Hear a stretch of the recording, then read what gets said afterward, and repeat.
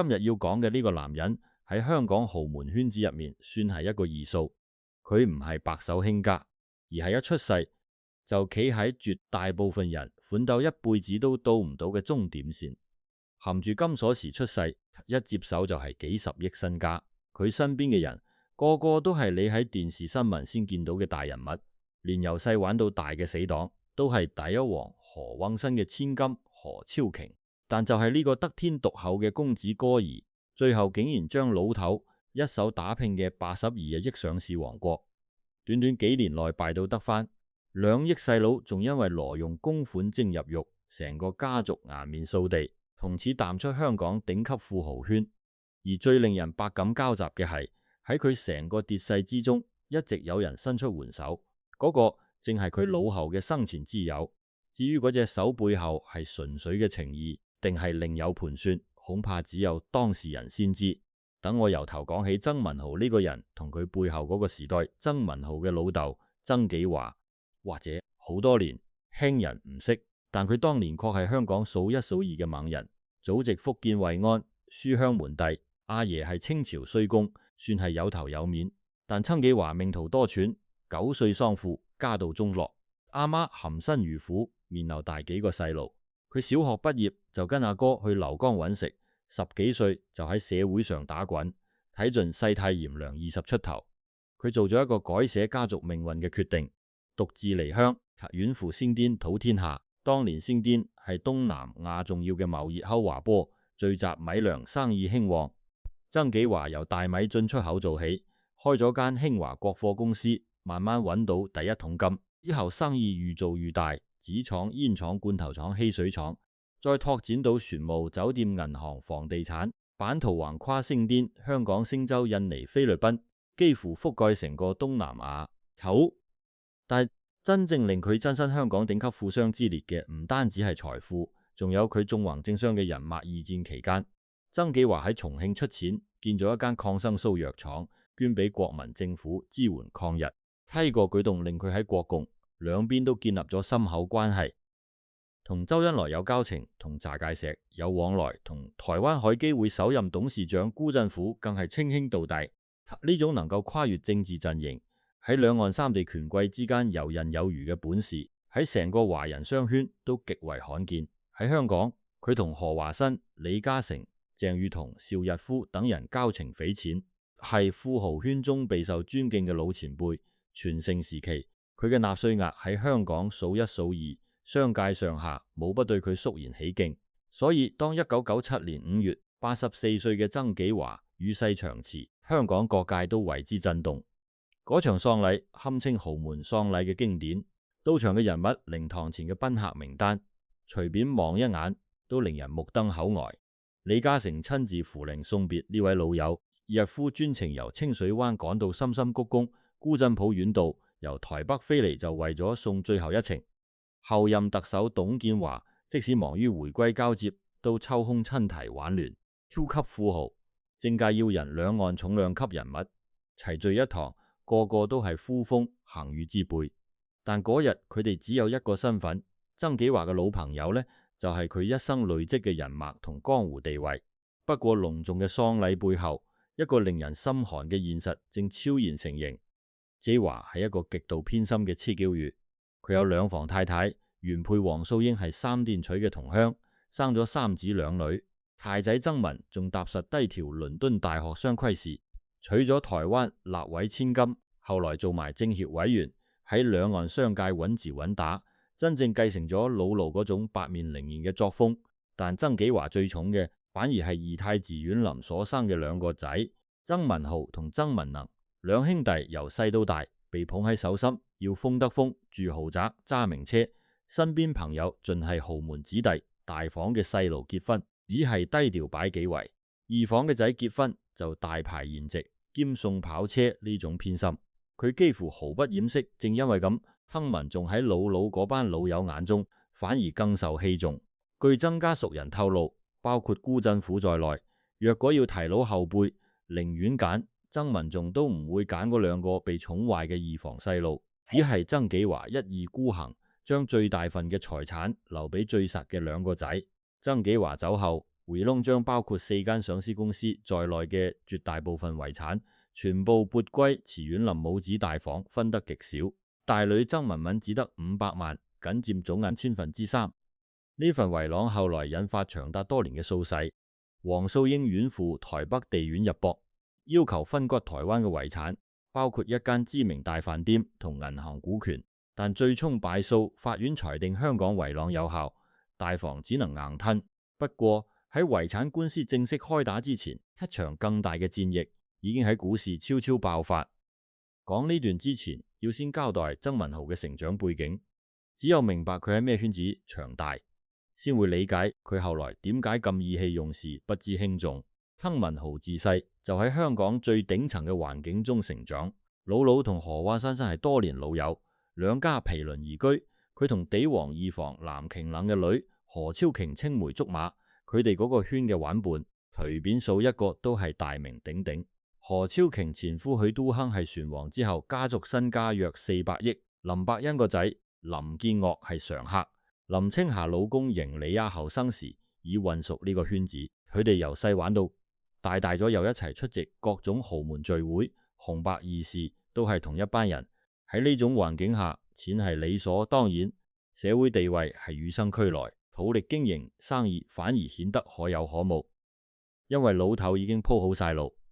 何超瓊係呢班人入面少數嘅異類，佢係爹王最器重嘅女兒，準備接掌家族爹業。學成歸嚟即投身生意，做事認真，眼光精準，成就靠自己打拼。曾文豪同佢雖則青梅竹馬，但兩人走出嘅路天雲之別。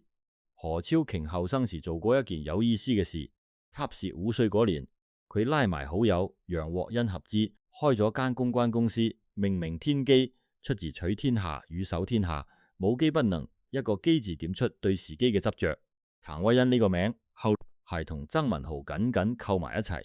佢就係曾文豪嘅第一任妻子。不過呢段姻緣喺佢同何超瓊重驗嗰陣尚未開始，兩個有本事嘅女人先做拍檔，再做朋友，然後何超瓊嘅死黨娶咗佢嘅合夥人，關係變得千絲萬縷。天機公關其後發展成香港最出名嘅公關公司之一。何超瓊經常為公司活動站台，情意由生意延伸開去，變成更深嘅義格。曾文豪就喺呢種人情網絡中長大成熟，然後娶妻生女。佢娶楊獲恩，等於同時結下一段同何超瓊嘅三角情緣。舅婆係何超瓊嘅生意拍檔，自己係何超瓊嘅死黨。兩家人由父輩交情延伸到佢哋呢一代，再向下傳到3個女兒文賢兩代人之後，曾文豪同曾文能接手老盧嘅4間上市公司，合共市值約82億港元。呢個數目喺1997年嘅香港係咩概念？普通打工仔月入萬零蚊，後要唔食唔做6萬幾年先揾到，就係咁大筆財富擺喺2個從未親手賺過1毫子嘅後生仔面前。曾文豪掌管2間，曾文能掌管另外2間，其中一間做港口轎務，另一間係證券控股平台。兩兄弟本應守住實業王國，逐步學習，但佢哋都嫌實業嚟錢慢，寧願炒股炒樓。於是相繼動用公司資金大開孖展，麻中愈搭愈高，博注愈來愈重。細佬曾文能尤其進取，將手上公司股份大量抵押，俾證券行套現再炒股，利搭利，股價一升就再加碼。成個邏輯就係一個字：走股市搶升漲，走自己眼光比市場更準。問題在於，正當兩兄弟雄心萬丈之際，一場歷史上最猛烈嘅金融風暴竟喺泰國悄悄拉開序幕。1997年7月，泰總崩啟，亞洲金融風暴爆發，直咀東南亞，破壞力遠超預期。風暴吹到香港係同年10月，係後來港人稱之為黑色10月嘅日子。港股短短幾日急縮，成交萎縮，報紙頭版日日係觸目驚心嘅跌幅。1997至1998年間，恒指由低六替82醒點高位狂跌至六替5幣蝕4點，一年內市值蒸發逾60%。樓市更慘，住宅同商業物業價格急跌5到6成，無數高價入市嘅家庭一夜變負資產。全港高峰期達10萬宗負資產破產，另一年近25000個，每5個供樓人士就有一個係負資產。嗰係成代香港人嘅集體創傷，把人嘅係銀行同業拆息一度飆升至近300厘，即正常水平嘅近200倍，意味住借錢投資者一覺醒嚟利息成本變成尋日嘅200倍。對曾氏兄弟嚟講，風暴嚟得又快又狠，股價暴跌，佢哋手上嘅股票同樓盤佔面值幾個月內不斷萎縮。更弊嘅係，佢哋開咗咁大孖展，股價跌到某個水平，聽券行就發出追補按金通知 ，Mem Urgent Call， 必須短時間內攞現金補差價，否則強制斬倉。一旦斬倉，股價再跌，抵押品再縮水，觸發更多追補，再更多斬倉，形成一個走唔甩嘅死亡船位。兩兄弟就係咁鑽入船位，接手無奈嘅82億，王國一輪輪蒸發，最終手面剩低約2億80幾億家產，幾年內蒸發97，變咗個零頭。而同樣喺風暴中哀立遍野嘅普通香港人，有一點同佢哋截然不同，普通人係被時代淹沒，冇得揀。曾家兄弟卻係自己跳入火海，但就算喺最艱難嘅時刻，曾文豪都唔係孤立無援老道留低嘅人，默發揮作用。鄭裕彤、周大福珠寶王國創辦人曾紀華多年老友，喺曾文豪最危急時出手相助，幫佢過咗最難一關。同叔呢一扶當然唔係白扶，曾文豪欠落大筆債項，最終被迫將老兒最核心嘅上市公司變賣，所得全數還債，先至還清呢筆恩情。一間由曾紀華幾十年心血建成嘅公司，從此易主改名，同曾家再冇關係。所以網上流傳曾文豪破產，其實係誤解，佢冇正式破產，係靠老好嘅人情同同叔嘅幫助，淘保住最後體面。不過呢種冇破產同破產相差無幾，家產擺盡，公司賣走，還完債之後兩手空空。細佬曾文能嘅下場就更悲慘，花名太子能，自細聰明，20歲左右倫敦大學畢業，返港接手家業，西裝骨骨，談吐得體，望落似個有為青年。可惜聰明用錯地方就係禍害。當大佬曾文豪已經喺金融風暴中焦頭爛額，公司資產一件件，被迫出售豪宅名車相繼。離場之際，曾文能冇諗過慳啲使共度難關，反而揀咗另一條路，繼續過佢嘅奢華日子。每日入夜就帶住模特兒同小明星去高級旋轉餐廳食飯，對住維港夜景舉杯夜夜笙歌，紙醉金迷，外表完全唔似家道中落，反而似啱啱發達嘅新貴錢。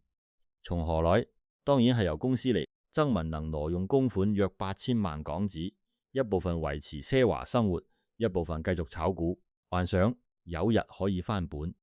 為咗掩飾佢記做文件，懇請公司要在廈門購置倉庫同地皮，要求開出多張大額支票，總額逾8000萬，但紙包唔住火。1998年初，佢喺中環一幢寫字樓被警方拘捕，其後因爬門取證等原因，案件拖延數年才正式開審。陪審團裁定佢盜特及偽造文件等多項罪名成立，法官判監。昔日意氣風發嘅太子能就咁住住囚衣步入監獄。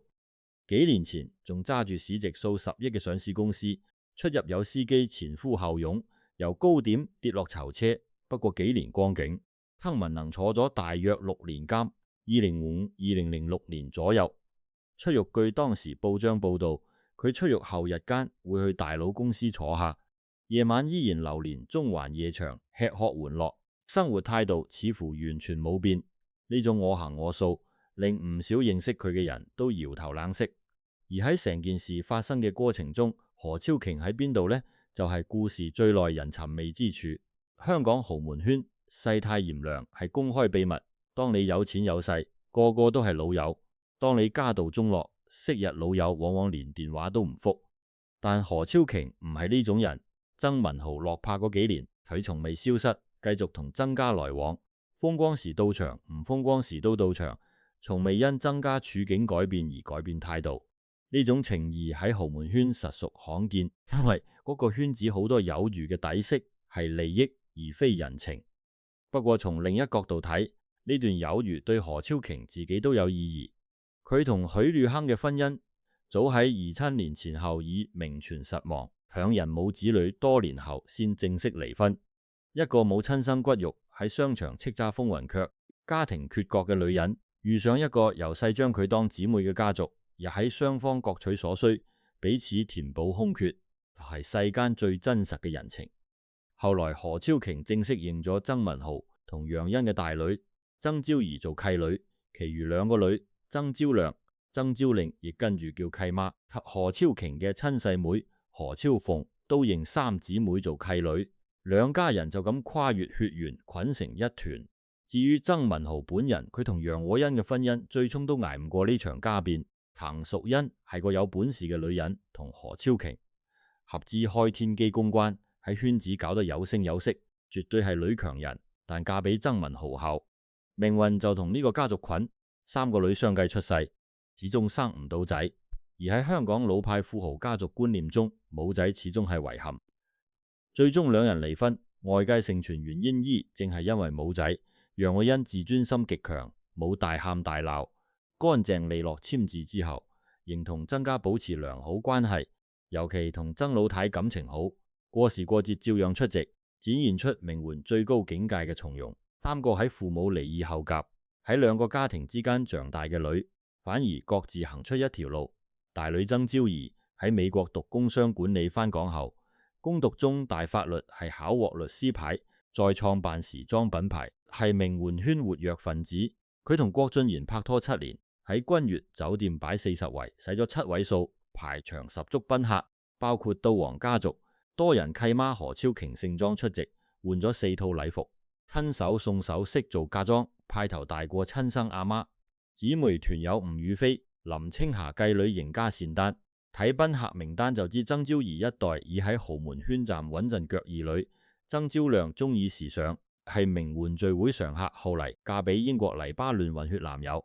婚禮監禮人係前律政司司長梁愛詩。三女曾少玲最低調，極少露面。何超瓊對三姊妹掏心掏肺，絕非客套。曾昭儀生女，佢送嘅禮物據報價值過億。曾昭亮中意時尚，佢就帶住出席各種高端活動，幫手開拓人脈。最細嘅曾昭令，佢格外心疼，當人哋嘅細路如親外孫之勞。後來曾昭儀大女10歲生日宴，何超瓊依然係座上客，以契婆身份繼續扮演永遠唔缺席嘅角色。曾昭儀曾講：我哋屋企有咩事，佢9秒9就會衝過嚟，句唔係客套，係30幾年親歷。而何超瓊呢，佢大概都需要呢啲一個冇仔女，由後生就喺商場同家族重壓下獨自打拼嘅女人。喺被人磨尖嘅輝煌背後，總有某種安靜嘅缺口，而曾家3個女仔就係嗰個缺口最溫暖嘅填補。離婚後，曾文豪獨居渣甸山大宅，養咗幾條牧羊狗，同狼狗出入有司機，用5、6部車，雖比全盛時期差得遠，但總算維持老錢家族嘅基本體面。然後約2018年前後，曾文豪人生迎來另一個意外轉折，娶咗新太太李美慧，前港姐參賽者，美都級廣東惠州人後，赴英進修。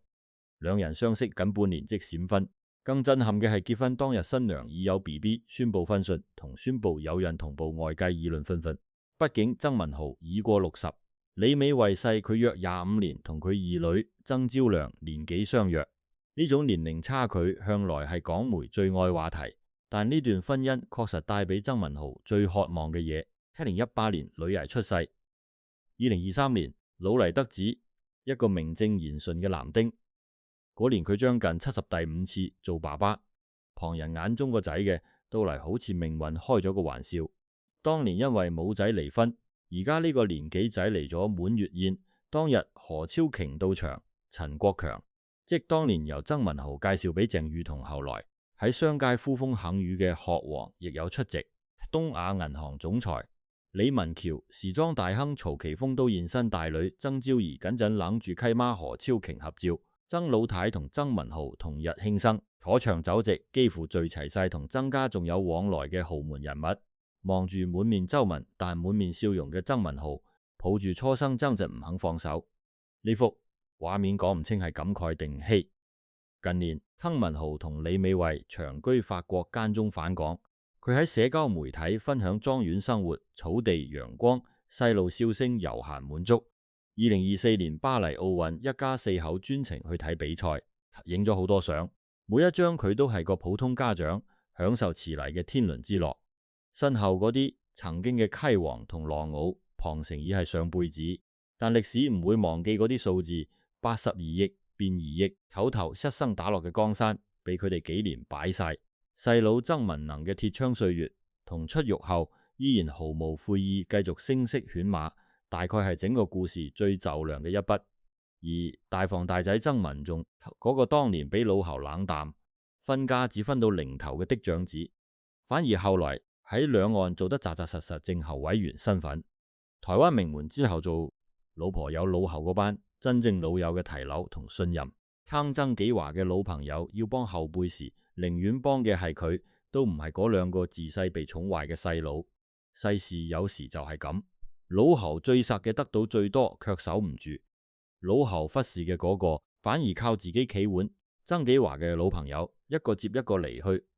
顧振甫、邵逸夫、鄭裕彤，佢哋一齊建立嘅香港豪門圈子，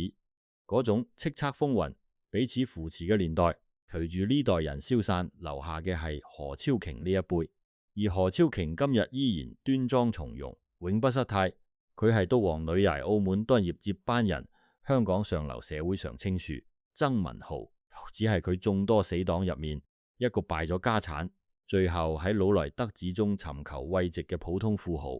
有一件事，曾家長輩提起曾文豪兄弟時，講過一句說話，至今令人心寒。點知曾紀華屍骨未寒，幾十年基業就咁擺晒。屍骨未寒4個字真係聽得人心裏發涼。